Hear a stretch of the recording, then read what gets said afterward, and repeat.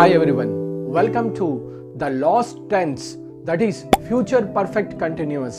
English పై ఎంతో grip ఉన్నవారు కూడా ఫ్యూచర్ పర్ఫెక్ట్ కంటిన్యూస్ టెన్స్ ను అర్థం చేసుకోవడంలో పొరపాట్లు చేస్తూ కన్ఫ్యూజ్ అవుతున్నారు. అన్ని కన్ఫ్యూజన్లకి ఈ వీడియో చెక్ పెడుతుంది. ఎందుకంటే చాలా సులువుగా స్టెప్ బై స్టెప్ లో న్యాచురల్ ఎగ్జాంపుల్స్ తో ఫ్యూచర్ పర్ఫెక్ట్ కంటిన్యూస్ టెన్స్ గురించి ఈ వీడియోలో తెలియజేయబోతున్నాను. So let's begin.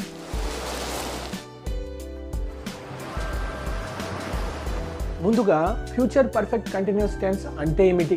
This tense is used to describe an action that will have been happening for a specific period of time before a future point. Specific period of time anaga for 1 day, for 1 week, for 1 month, for 1 year, for 10 years. ఇంకా ఈజీగా ఇలా అర్థం చేసుకోవడానికి ప్రయత్నం చేద్దాం. The future perfect continuous tense is used to describe an action that will continue for some time in the future and will be completed by a specific time. భవిష్యత్తులో ఒక పని కొంతకాలం వరకు కొనసాగుతూ ఒక ఖచ్చితమైన సమయానికి పూర్తవుతుందని ఊహించి చెప్పడానికి ఫ్యూచర్ పర్ఫెక్ట్ కంటిన్యూస్ టెన్స్ ను యూజ్ చేస్తాం.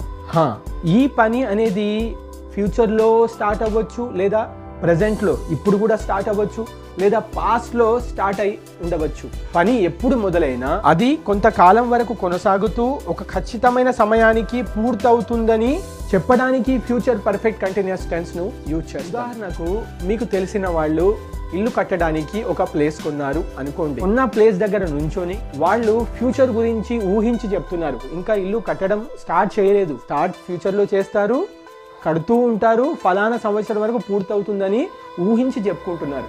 I will have been building this house for a year by the time it's completed. ఆ ఊహ తర్వాత ఇంకొక ప్రెడిక్షన్ చేస్తున్నారు. మళ్ళీ నెక్స్ట్ ఇయర్ దాకా నేను ఇంట్లో ఉండబట్టి 1 year పూర్తవుతుంది అని చెప్పడానికి we will have been living in this house for a year by the time it's completed. ఒక సులువైన ఎగ్జాంపుల్తో దీన్ని ఇంకా బాగా అర్థం చేసుకుందాం. ఉదాహరణకు మీరు ఒక ఇన్స్టిట్యూషన్లో పనిచేస్తున్నారు. ఇదే సంవత్సరం జాయిన్ అయ్యారు అనుకోండి. ఈ జూన్లో జాయిన్ అయ్యారు. ఈ జూన్లో జాయిన్ అయితే నెక్స్ట్ జూన్ వరకు ఈ కాలేజ్లో పని చేయబట్టి మీకు 1 year పూర్తవుతుంది. అప్పుడు ఎలా చెప్పాలి?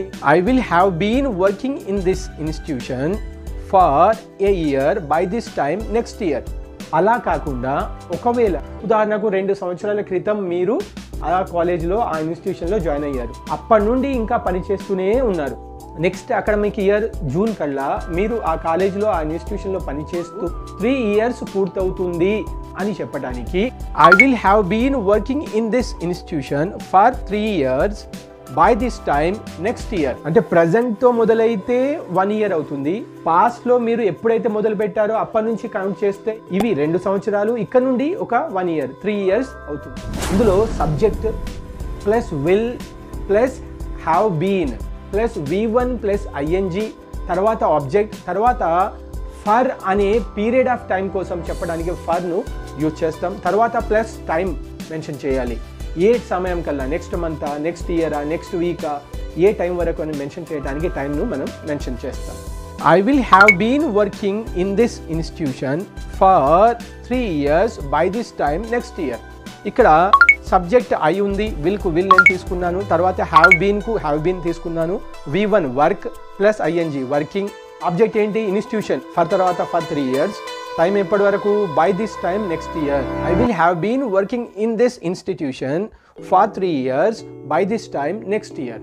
ఇది పాజిటివ్ ఫార్ములా. నెగిటివ్ సెంటెన్స్ను ఫ్రేమ్ చేయడానికి సబ్జెక్ట్ తర్వాత విల్, తర్వాత నాట్, తర్వాత have been, V1 ING, object for మరియు టైం.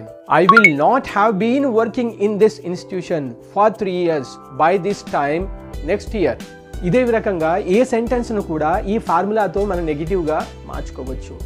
క్వశ్చన్ చేయాలి. ముందుగా will plus subject plus have been, తర్వాత V1 ప్లస్ ING, తర్వాత for plus time and question mark. Will you have been working in this institution for 3 years by this time next year?